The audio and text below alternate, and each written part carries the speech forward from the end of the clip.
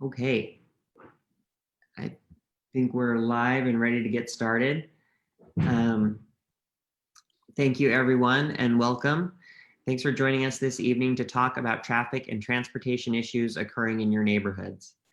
Ever since being elected to serve District 3 on the City Council, I've received emails, calls, texts, and spoken with neighbors in the community who are frustrated by cars speeding through their residential neighborhoods, heavy traffic keeping them and their families up at night, incessant noise from loud vehicles and motorcycles, and other concerns related to traffic on their streets. I get the frustration. I understand waking up from the sound of heavy trucks rumbling through the streets. Despite this, I've been inspired by the passion of the community members that have stepped forward to talk with the council and to ask the city and the state to do more. I'm proud of the steps taken by Salt Lake City to address the concerns that have been raised so far, but I also have asked for this town hall in coordination with the mayor's office, the city transportation division, and the Capitol Hill Neighborhood Council to discuss and highlight what is being done to address concerns and answer questions from the community on on issues related to traffic and transportation. Throughout this town hall, we will have staff monitoring the Facebook comment section for questions. In the last portion of this event, we hope to open it up to answer those with the people that are going to be joining us on our panel. So I'm joined by David Shear, who's the chair of the Capitol Hill Neighborhood Council. David, do you have anything you want to add in terms of introduction? Yes, thank you very much, Chris. Everybody in Capitol Hill wants this to be a pedestrian-friendly neighborhood where people can enjoy their homes, especially in the evening. And the traffic problems that we are going to address tonight are very long-standing. They date back, many of them as far as at least 20 years, and some of them have been of late getting worse. The main problems that we're talking about involve loud trucks on 3rd West, especially uncovered loads, sometimes excessive speed, and this problem has been getting worse in that the volume of traffic has been getting worse. Chris just mentioned cut-through traffic and excessive speeds on some of our very skinny steep streets, and loud vehicles with their mufflers modified, especially around the Capitol and on East Capitol Boulevard.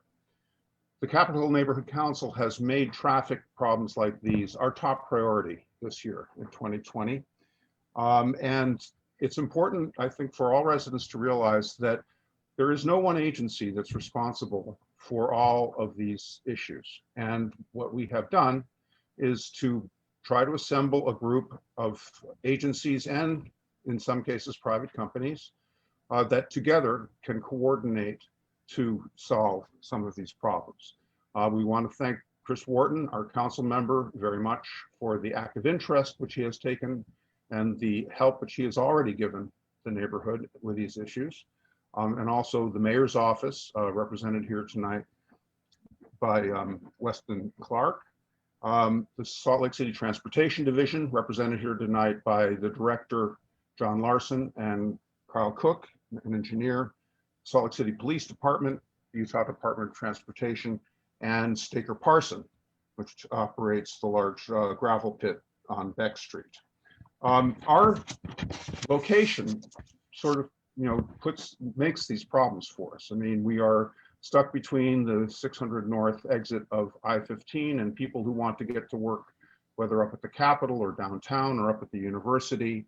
And the entrance to I-15 also generates the truck traffic that we are concerned about. So generally speaking, as the chair of the neighborhood council, I want to say that we need to be seen as a neighborhood, not just a place for people to drive through. I think if more drivers understood that the way they drive affects us where we live, where our children play, and where we walk the streets, where we walk our dogs, where we go to school and so forth, I think they would probably be more respectful of the needs of the neighborhood. I want to encourage everybody to become involved by joining the Capitol Hill Neighborhood Council mailing list at our website, which which is chnc-slc.org. And I encourage you all to tell your neighbors and join in this effort, which has been underway now for almost a year. Thank you very much. Thank you, David, and thank you for introducing the people we have joining us from the Transportation Division. We also have Weston Clark from the Mayor's Office. And as you said, Brian Hutchison, who is the chair of the Capitol Hill Neighborhood Transportation Committee.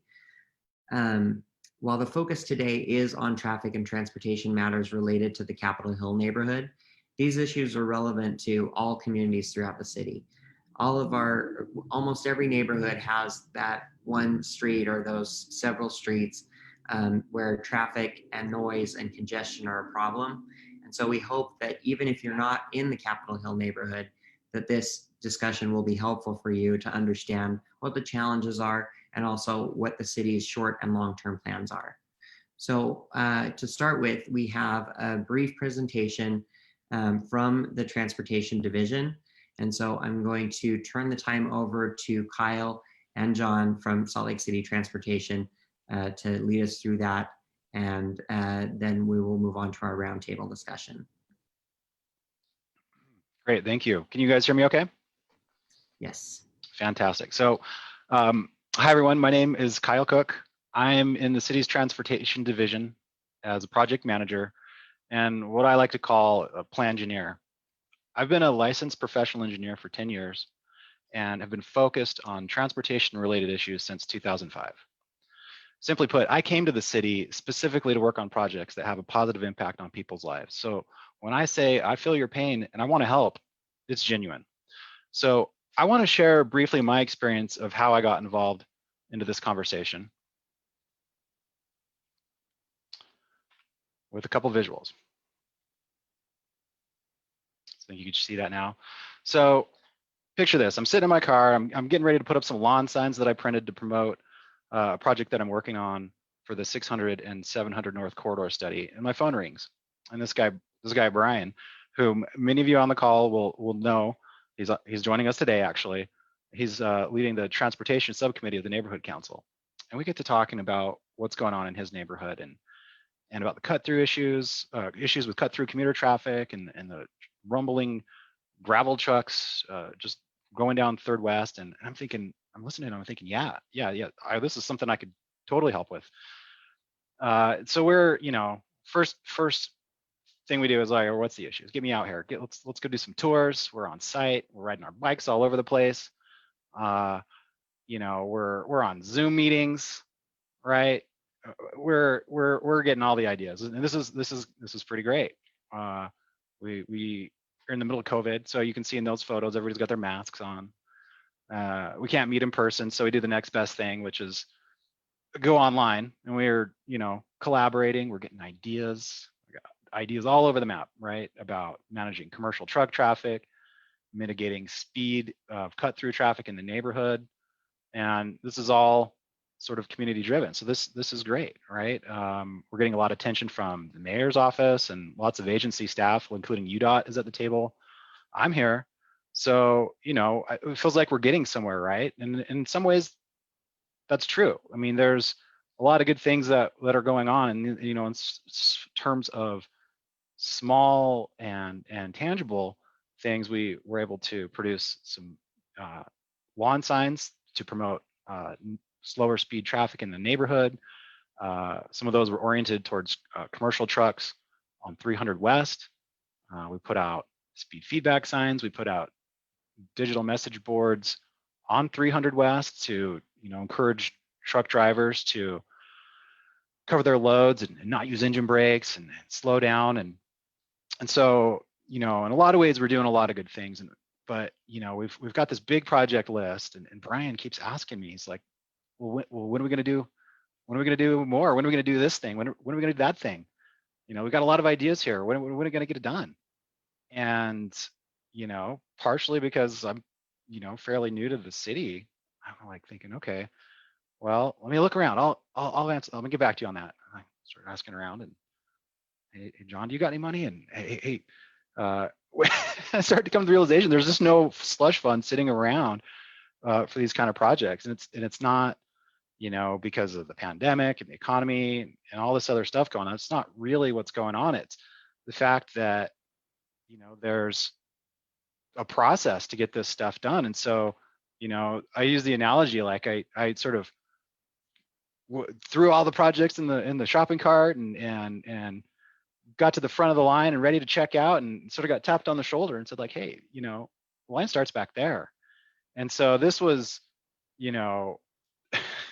kind of a realization of like, wait, okay, we actually got to start to program this list of great projects that are sort of community based and derived, but I don't personally have the resources to get out there and do it right away.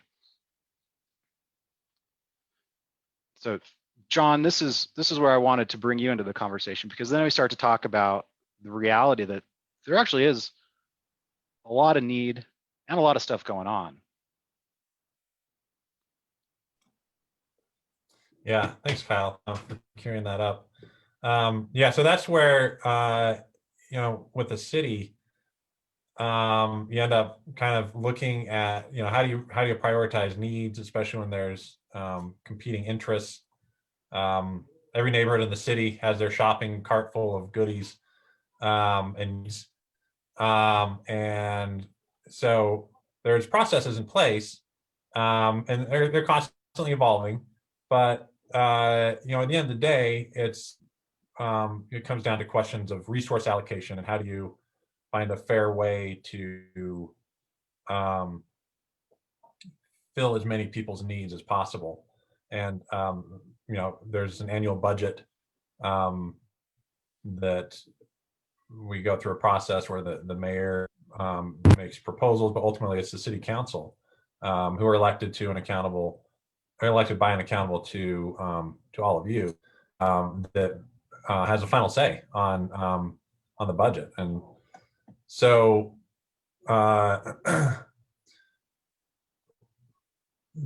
smaller projects like Kyle's talking about, often we can move quickly on, but once you start talking about capital projects, capital improvements, unfortunately it takes several years, because you have to find funding, and often you do have the funding. As a bigger project, you still have to go through an engagement process to make sure that everyone's voice is heard on how that project should look, and then you have to design it, go out to bid, hire contractors, and then actually construct the project. So here's some examples of some projects that are happening or are works. This traffic signal on Columbus Street, that's a UDOT project. I know that there are many who wish that project wouldn't happen. It's on a state facility. And so our role as a city is we can help represent the community and the city interests, but ultimately UDOT has the final say on design decisions or investments on state routes. And so working with the community, we did get some concessions on that design, such as the northbound left turn, in order to help reduce cut-through traffic at that intersection. With UDOT, we're able to find some funds. It's not very expensive to put up some signs related to trucks using engine brakes and covering their loads. There are some crosswalk upgrades, partnership with the Salt Lake City Redevelopment Agency, and UDOT actually contributing funds to do sidewalk or crosswalk upgrades. And then coming also next year, as part of the Funding Our Future initiative, we have some new bus routes that will be going in on 6th and 10th North, and we'll be going down 3rd West, at least for parts. So there'll be some bus stop upgrades coming there. we go to the next John, slide. these were a lot of the projects that sort of predated my time at the city, right? And so, as we're starting to wrap our minds around what all the things need to be done, we're also, for me at least, trying to figure out like, well, what's in the works. And some of these have been in the pipe for a while, suffice to say. But it's really exciting. These especially these crosswalks. These are with the full signal mast arms. These are not just a painted stripe. These are at locations that are going to provide better access to the park, east-west, across Third West, and likely have a pretty big impact on traffic calming on the corridor too, which is something that we've talked a lot about. As far as what I've got in the works, because now that I'm involved, I'm at the table and trying to figure out what to do next. We're pretty excited about doing some speed limit reductions in the neighborhood. Capitol Hill, or the West Capitol Hill and Marmalade street characters are generally fairly narrow with on-street parking and steep grades, and the statutory speed limit when unsigned is 25 miles an hour, and so by default we put a lot of 25-mile-an-hour signs in neighborhoods without putting much thought. I mean, there are some streets with lower speed limits over there, and so basically we're going to look at those corridors and make sure that they're not, that the posted speed limit isn't higher than you really ought to be driving. So that's coming. Working with the neighborhood council on that. We're looking at doing some kind of quick build intersection art or crosswalk art near the Warm Springs Park. We'll talk a little bit more about that. And that's something that's coming up to look forward to, and that's pretty exciting. As I mentioned, sort of our full shopping cart, and the process. What I'm doing now is getting those individual itemized projects into a CIP application. The capital improvement program is a way the city gets stuff funded each year, allocating funds to almost like little mini grants. So we're getting a lot of the ideas that I've worked with Brian and with David on into an application. And we continue to just find ways to tweak things. I mean, even the 6th West and 6th North intersection has some issues that we've heard about related to, just safety. Left turns going across 3 southbound lanes with, pedestrians scrambling for their lives in the crosswalk, right? That's like just something we don't want to see. And even though, Third West is a UDOT facility and we don't, as a city, don't have any control over that intersection, we UDOT's a partner. And so when we bring these issues up to them, they're listening. And so they're doing some examination of that intersection right now.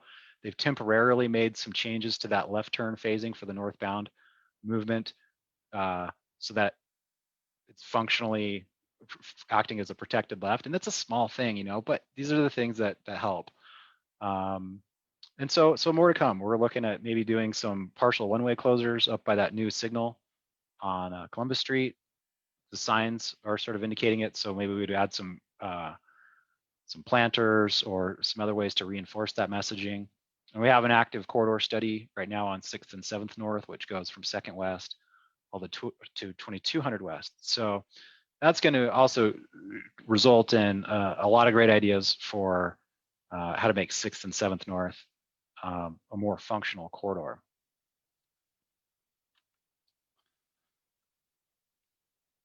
And this is kind of where we want to go.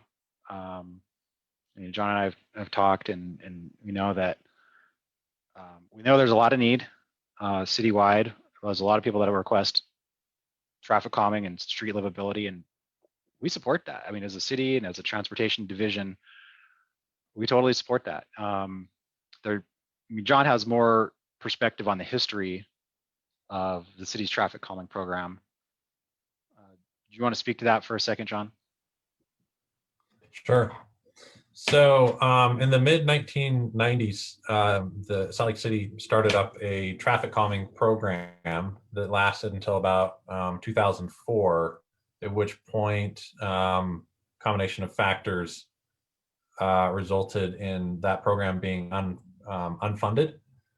A big part of it was some of the controversy related to slowing people down or diverting traffic to other streets that weren't calmed. So it kind of pitted different neighborhood streets against each other in some cases, where we'd put speed bumps on one street, and then that would the perception was that that would push traffic to the adjacent streets. And so it's been a while since the city has had a formal traffic calming program, which is really limited the tools available to us to take action when there are complaints or concerns about speeding in neighborhoods. So in the last couple of years, it's been a topic that's come up. The city council has expressed interest in doing something about it. And so they funded a citywide implementation plan, and we are just about to kick that off. And so this is a wonderful opportunity to learn from the past, incorporate new state of the practice options, designs, and approaches to traffic calming, and potentially take another run at this. So if that's something that you are interested in and support, let us know, and please be engaged in this plan. One of the things that we're looking at as part of this plan is changing the implementation so that it would be neighborhood by neighborhood instead of street by street, so that we can avoid the issue of pitting streets against each other. So it would be, done for the entire neighborhood all at once, and done in a way that is accounts for the different need and flavor of each neighborhood. And so it would involve a lot of engagement to make sure we get it right. But then also, just fairness perspective, we hear about traffic calming is probably the most common. So neighborhood speeding is probably the most common complaint that we get, and we hear about it from all corners of the city. And so how do we decide priority? That will be a big part of this plan as well. Is what's a fair way to approach that with limited resources. So please, if you're interested, reach out to us. We'll get you on the list so that you can be engaged in that process, so that it can be the best plan possible. Because ultimately, it's here to serve you, and so we want to make sure that it's meeting your needs. Okay, so that wraps up really just sort of the where we've been, who we are, where we're going, sort of part of this. I'm going to go ahead and stop sharing screen, and this would be a time where we'd like to do just a little bit of a roundtable, and have some of our participants kind of react to that, or share what's on your mind. Thank you, Kyle and John, for highlighting some of those projects. Yeah, I think we should move on to the roundtable discussion before we have more questions. So let's hop right into that. I can say, well, let me let the mayor's office start. So Weston, do you want to talk a little bit about the information that's been presented? Well, I think it's just important to say that we appreciate the feedback that we get from the community all the time. We want you to know that while we can't jump on every request that comes in, and we're unable to fulfill every request, we hear you, we hear that there are concerns, and we have complete confidence in John, Kyle, and the rest of the transportation team to get to these things as quickly as possible and as equitably as possible. There's limited resources to be able to do that, but We appreciate hearing from you all and appreciate you letting us know your thoughts on this stuff. Okay, and then David and Brian, do you want to chime in about, from the neighborhood perspective, about some of the things that John and Kyla presented on? Sure. Yeah. Go ahead. And Hutchinson. Yeah, I have to say hats off to John Larson. We started talking last November when I started this committee, the Transportation Committee, and as you said, this isn't new. These issues aren't new, and we have actual, there are emails and from way back of people looking for solutions on all these issues.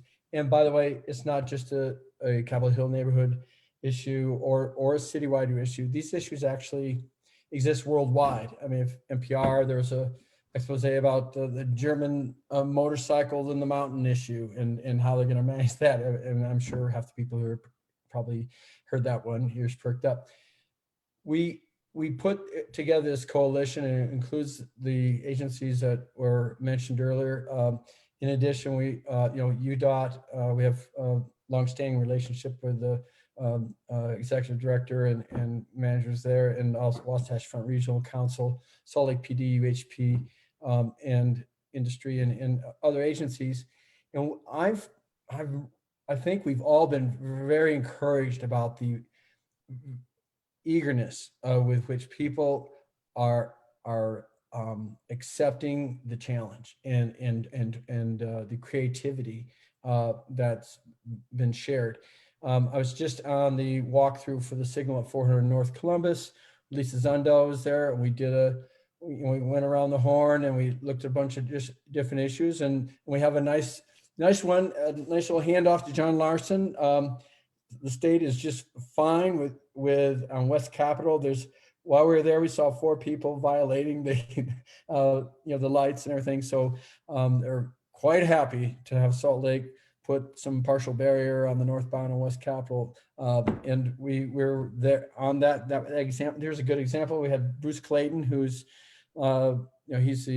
he runs a show at the historic church right there on the corner, and he's gathered a lot of the neighborhood together, and they're all in support of the mitigation efforts that Salt Lake Transportation Division and UDOT jointly agreed to. And this is something that was very positive. The state and the city transportation people agree that we don't want to hurt on neighborhoods. We're trying to manage. And so in the discussion, we talked about working way upstream from Research Park and finding improving routes. And Lisa says she's been working with John closely on improving 4th South and 5th South and all that. So so people don't go up to 11th Ave, the pretty route, and then cut around the Capitol. So anyway, these things are, I'm very optimistic about the future. What we're trying to establish, though, is where the low-lying fruit is, and Kyle mentioned a couple of these, and that's kind of where we need to do a bit of triage right now, because as Chris had mentioned a couple months ago to the mayor, people are not sleeping on 3rd West and 6th North, and that whole triangle that bounded by 4th West, 3rd West, and 6th North is like a part of a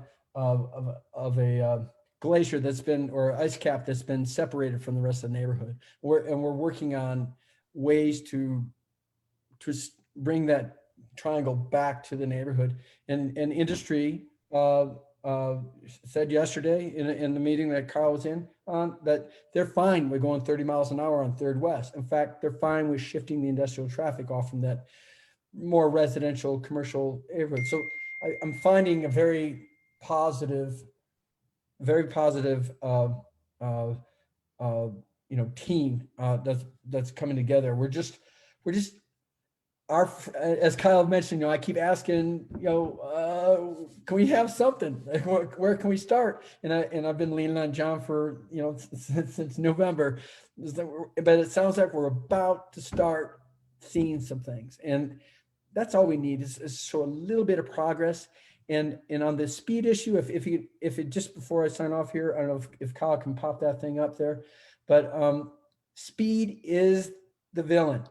I mean, if we can arrest speed for industrial traffic and commuter traffic, we're going to take care of half the problems in the city and the valley. I mean, Mill Creek too, our friends in Mill Creek are buying into the 20s plenty concept, 20s plenty for us concept.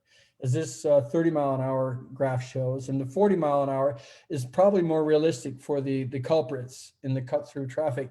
They're those that 1 out of 20 cars that just will just hammer. And those are the people that, if you can, Kyle, show to the 40-mile-an-hour graph, that's the problem we're having. It's like if you get hit, if you're a pedestrian, get hit a car who's just gunning it, having to get to work or get home, wherever it is, that's the problem.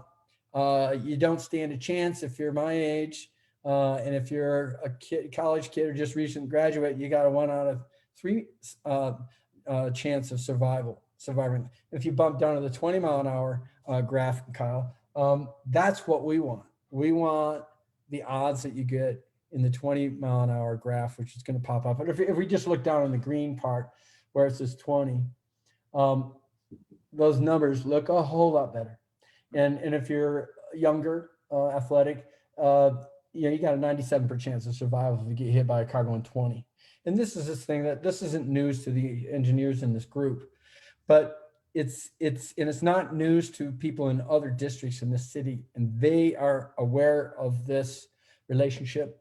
And I feel this is one thing we can work on. If we just work on speed, I mean, that's probably the cheapest thing to address right now, at least not just design speed, but also posted speed. And then we can work on the more expensive things like the speed humps, et cetera. But I think speed's the killer, as we all know. So anyway, I should sign off here for a second here, but thank you. Yeah, I do want to leave plenty of time for questions because they're already coming in. David, is there anything that you want to add? Well, I see on the Facebook feed that a number of people are concerned about loud vehicles. And we have been recently doing some very concrete work in trying to address this with Chris. It appears that there is a enforcement issue with the Salt Lake City ordinances that would govern this kind of thing. And it has caused the police in recent years to stop trying to enforce the noise ordinance. What we are trying to do is determine if there is another ordinance on the books that could be used instead of the noise ordinance to enforce excessive vehicle noise, or if it is necessary to create a new ordinance that would be enforceable. So we are hard on the trail of solving the problem with loud vehicles. But first we have to get an ordinance which the police can enforce. After that, we have to give them the tools like noise level monitors and things like that, so that they can, when they write a citation for somebody with a loud vehicle, it will hold up in court. Right, thank you. And we also have a question coming in. David and I are going to just kind of moderate back and forth between presenting those, which is related. It kind of ties into both what Brian was saying and what David was saying, that there's been drag racing on the weekends on State Street, starting around the North Temple area, or the North Temple intersection. And there's the concern about the danger of that, and then also the how loud that is. State Street, as the name implies, is a state road. So when it comes to determining whether or not there should be more signs there about speeding, that would be up to UDOT to decide if they wanted to do that. But if it's racing, obviously it's not because people don't know what the speed is, it's that they are racing, which is itself not legal. And that's something that that PD would need to enforce, but they need to witness it as it's happening. Although I do know that it's something that is happening more and more, especially on weekends. I know that we've talked to our SLCPD about it, but unfortunately, they are somewhat, their resources are also spread around a lot on a Saturday night, as you can imagine. I mean, anytime you have weekends and evenings, there tends to be more calls coming into the police department, and they have to prioritize a call, a crime that's actually in progress, where someone either has been hurt or is about to be hurt. And sometimes that ends up coming before answering the call for drag racing, especially if the drag race has already occurred and there hasn't been any injuries or accidents. That's going to become lower in terms of priority. Is there anybody that wants to add to that? I'm sorry. One other thing I wanted to mention, though, is that that Utah Highway Patrol also patrols around the Capitol. So depending on how close it occurs to the Capitol, and if it's part of their beat, and they're making the rounds around the Capitol, that's something that could be reported to them as well, or that they could enforce. Does anybody want to add anything to that question? I would just maybe add that on the topic of like loud cars, which is often connected with speeding cars, is the noise ordinance is actually governed by the health department at the county. And they're the ones that set that standard. And then it's really difficult for us, for anybody, to measure the amount of decibels, to Councilmember Wharton's point about being on the site and being able to address it. That's always very complicated. But doesn't mean that it shouldn't be reported. And it certainly, any report to the police department helps us identify problematic areas so that we can, helps us with resource allocation. I'm seeing a question from Mercedes regarding truck traffic on 3rd Avenue. This would be over on the other side of City Creek Canyon, between A Street and Canyon Road. She says the block is very steep and downhill. Is it possible to route truck traffic down E Street instead of 3rd Ave? She says, I assume it's mostly coming from the Smith Grocery and the avenues. She said, not only do they speed, but the speed often causes trailers to go slightly airborne, resulting in a very loud banging sounds as the trucks and trailers rattle by. Is there perhaps somebody from transportation could address this, since the question goes to routing truck traffic? Yeah, I can try. First of all, I just want to say how sorry I am, recognize just how frustrating that would be. Routing of vehicles is challenging on public streets, just because if something's a public right of way, it's really challenging to say that certain can go here but not here. Now, if it's heavy trucks and generally for their routes, we could look at things, like we designate truck routes. So, like semis shouldn't be going down residential streets unless it's like a moving truck and that's their destination. In part just because the pavement isn't designed to, like, it just won't hold up if there's a lot of, heavy trucks on some of these streets. But as far as the speeding, which sounds like probably the biggest challenge, I would put that under the traffic calming umbrella. And so currently, without a traffic calming program, again, there's limited options and resources that we have available to do much about that. So I'd encourage you to engage in the citywide plan, which hopefully can help us relaunch something to to be able to give us some tools to address those sorts of issues. The other potential thing that we could look at, I know that the Capitol Hill Community Council has had great success in working with Staker and Marathon with trucks. And if it does happen to be trucks from the Smiths there in the avenues, that perhaps we could reach out to Smiths and see if they could speak to those truck drivers and request that they are more careful or take a different route or something like that. And that can really go a long ways as well. So if Mercedes or whoever has that issue, you, of course, feel free to reach out directly to Smiths, but if we can be helpful on that too, you can reach out to us. Thanks. I see another question here regarding standalone speed tracking billboards. The person is asking what determines the deployment of those, where they go and when they go up, because he feels that when they're there, they are effective at reducing speeding to some degree.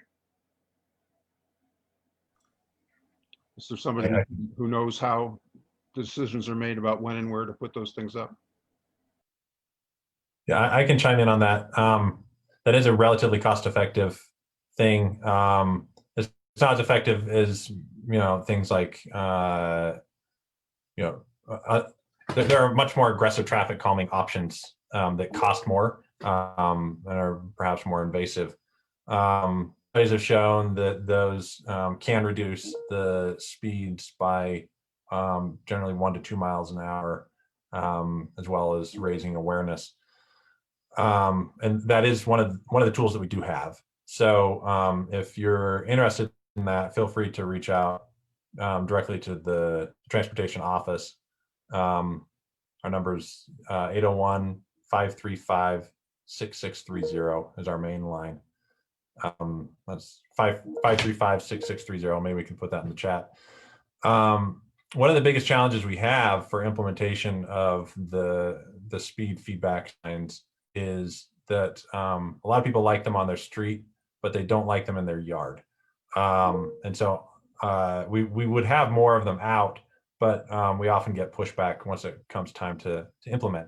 So if you're interested and perhaps willing to have it in your yard, then that's even better. It'll make the implementation a little bit easier.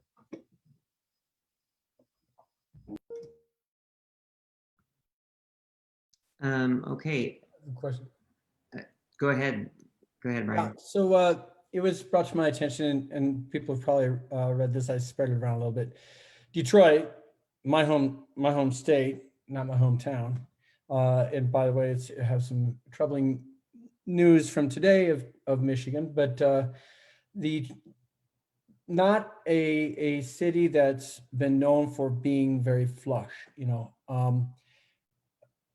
Is installing 4,500 speed humps at a cost of less than $2,500 each, and these are the prefab, urethane large ones. And they are seeing that it'll pay back. It'll reduce crime because the getaway is going to be bumpy, but it improves safety. And I'm wondering if we can take a really close look at their studies, and because speed humps, which are kind to fire trucks, everybody wants them. Not everybody, but a lot of people want them. And we have examples throughout the city, but they have recognized this point that John brought up earlier, that you have to do entire neighborhoods. You can't just do your favorite blocks. But can we look at that a little more closely? And also look at a public partnership on the funding of these things, at least maybe some prototypes. So that's it, thanks. Thanks, Brian. And that's a question that I get from residents a lot as well, is, why does the city have the moratorium on speed bumps or speed humps? Well, we have the moratorium on speed bumps, but people in the community still want to know why there aren't more speed humps or raised intersections. Can you talk a little bit about that, John? I know that the council put that moratorium in place before I was on the council and before you were with the city, but can you talk a little bit about, or Kyle, about the nature of the challenges there? Well, yeah, I mean, one is definitely emergency response. We hear that a lot from, you know, our partners in the fire and police services, and so that's, I mean, that's one of the several challenges. You know, they'll make an argument that even modest delays in travel time can have a pretty adverse effect for people who really need emergency services. And so, you know, we've seen models elsewhere where there's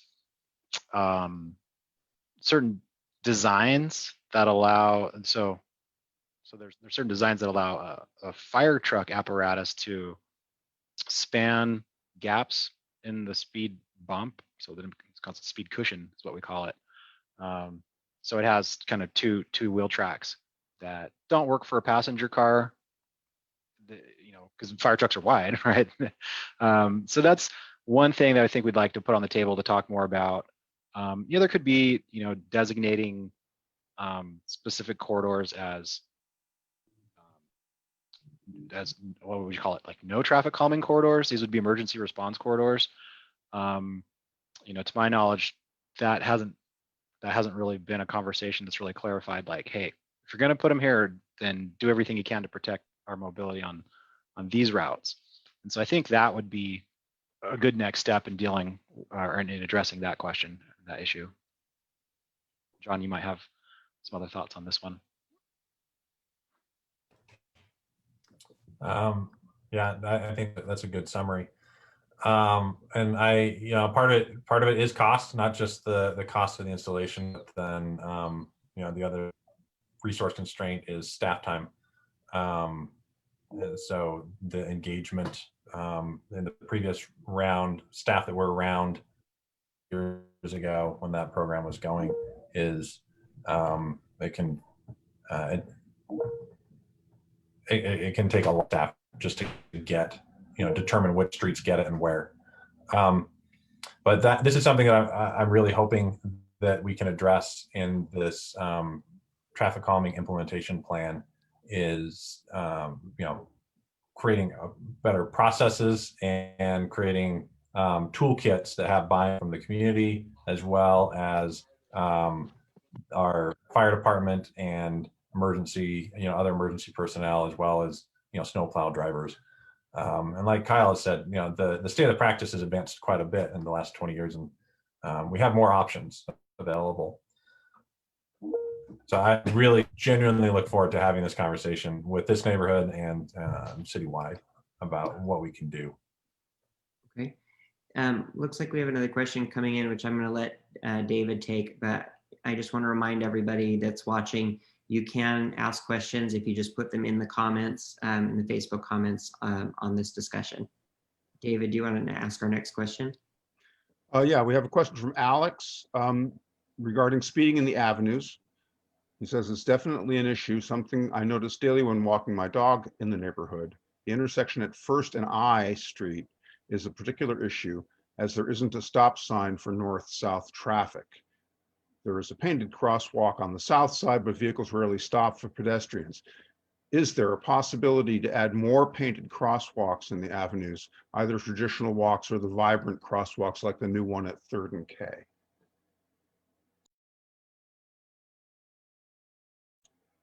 I guess that would go to Kyle or John. Yeah.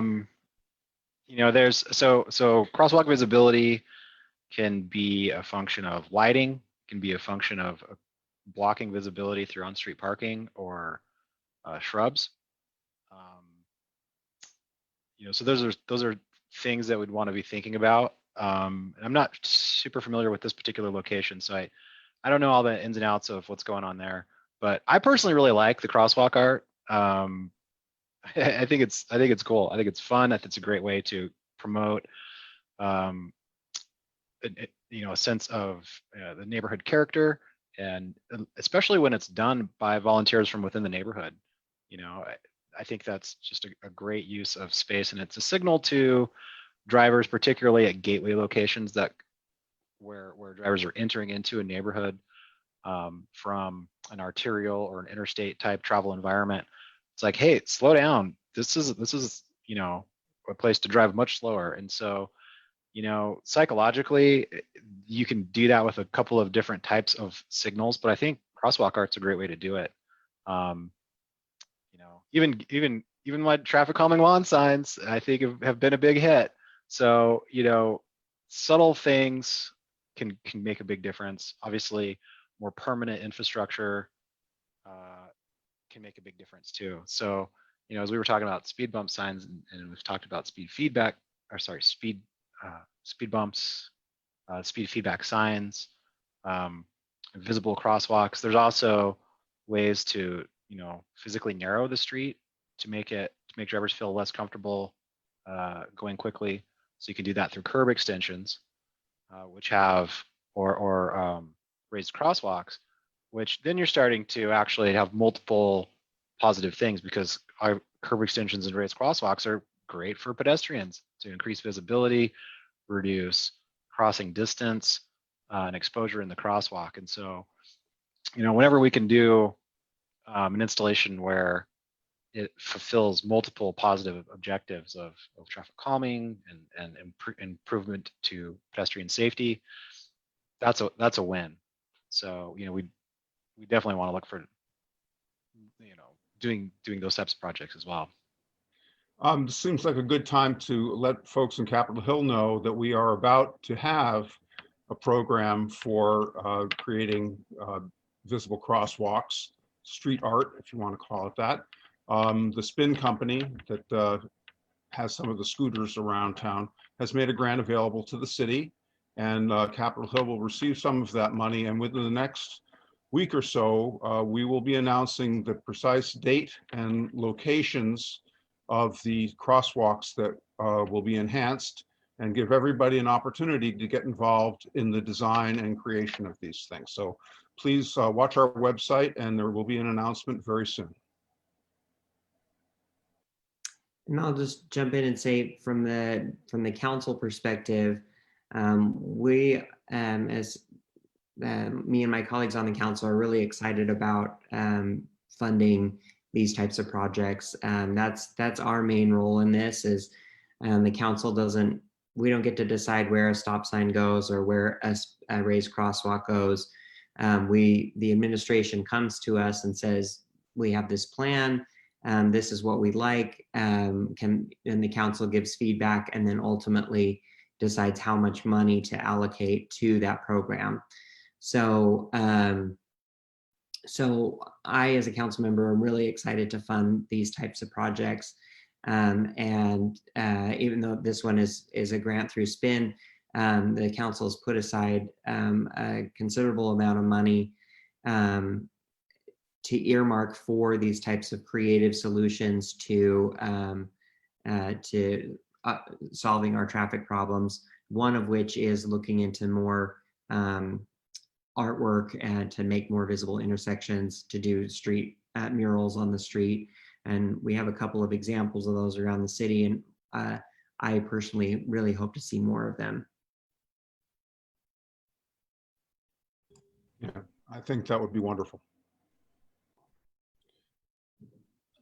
John or Kyle, I'm wondering, it seemed like to me, Alex, who asked about the crosswalk, kind of has a question that I think is probably helpful to a lot of people. If somebody identifies an intersection that they think is problematic, or a new spot that needs a crosswalk, what would be the process that they would go to approach the city to have that evaluated? Just reach out to us. The main line for the transportation office is 535-6630, and we do what we can to accommodate. One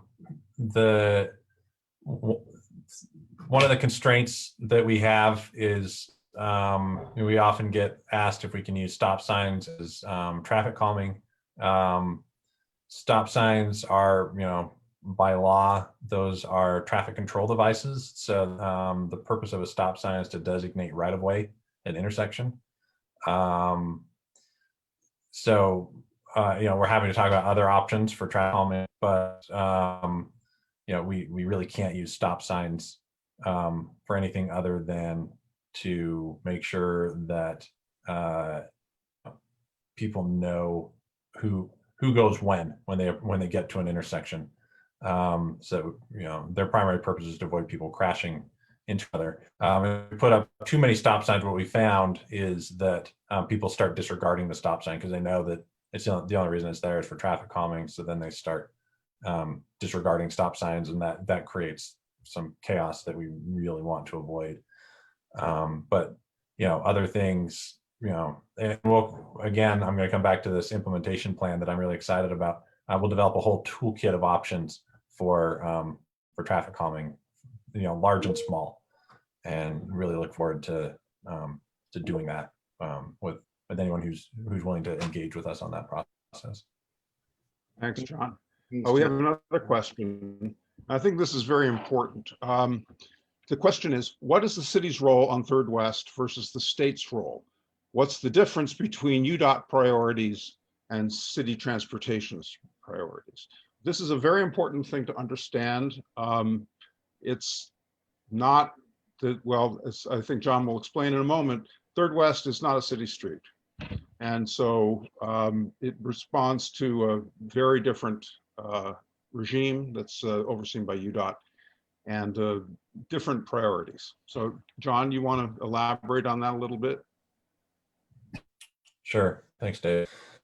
There are really, you can divide all of the streets and highways in the state into two categories: those that are controlled by the state, which is the UDOT Department of Transportation, or UDOT, and those are controlled by the municipalities. Third West is US 89. It was, prior to I-15 being built 60 years ago, it was the main north-south corridor for the entire state. And I was reminded of this just yesterday, that by state statute, UDOT is required to make traffic flow the top priority on state facilities. And so while we have worked very hard to build and maintain good relationships with UDOT, and I feel like they do the best they can under the constraints that they have, there's kind of only so much that they can do. But that's where West, we are doing things like the RDA is making some investments in landscaping, bulb outs, curb extensions, things like that. UDOT is willing to put in a signalized crosswalk up by the park. In other parts in the city as well. On State Street, just south of downtown, we have a project. We got a county grant to do some things to help improve the pedestrian and transit experience and help beautify 3 blocks of State Street, which is also part of US 89. But every time we talk to them about things like that would in any way impede traffic flow, that's where the conversation starts getting really sticky. So we do what we can, but also recognizing the constraints that their bosses have placed on them. So hopefully that answers the question. We have a lot more flexibility on city streets. That's the bottom line. One concrete example of this that's come up recently in our conversations with UDOT is we have had asked about lowering the speed limit on Third West southbound as traffic approaches 6 North. And the speed limit there is currently 35, and we've asked about having it lowered to 30. We were told that the 35-mile-an-hour speed limit is already 5 miles an hour lower than their standard for a road of that kind. So there are internal standards that UDOT engineers have to adhere to that in some instances may conflict with some of our goals for slowing traffic and lowering the risk to residents from traffic on 3rd West. Yeah, I just had a talk with Lisa on that. And by the way, it's 40 miles an hour all the way from Victory Road to North Temple. Once you get south of North Temple on 3rd West, it gets to 30. So we have ourselves an inconsistency that we should probably study a little further. I'm wondering when that went to 30. And then if you continue further south, it goes to 35 after 9th South. But so I think there's some room, and with the influx of housing along that corridor and West High and the library and all this new development, I think we have a pretty good argument. And so I don't think it's off the table at all. So that's 40. The other direction on 6 North is 35. That's where it's 35. And so I think we still have some room to negotiate. Thanks, Brian. We have one last question from Mercedes, which is the intersection of State Street where it intersects with North Temple, coming down from 3rd Avenue and into 2nd to make a left turn southbound on State. There's no left turn arrow. This causes unspeakable backups to our neighborhood and makes biking into downtown perilous. Are there ways to address this? So I think if you're, let's see, if you're coming down, 3rd, yeah, I see what you're saying, and then it merges onto 2nd.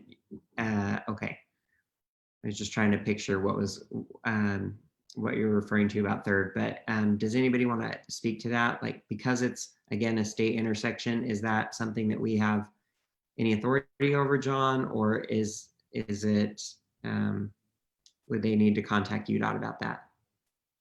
Yeah, they could contact UDOT, or I'm happy to pass that along.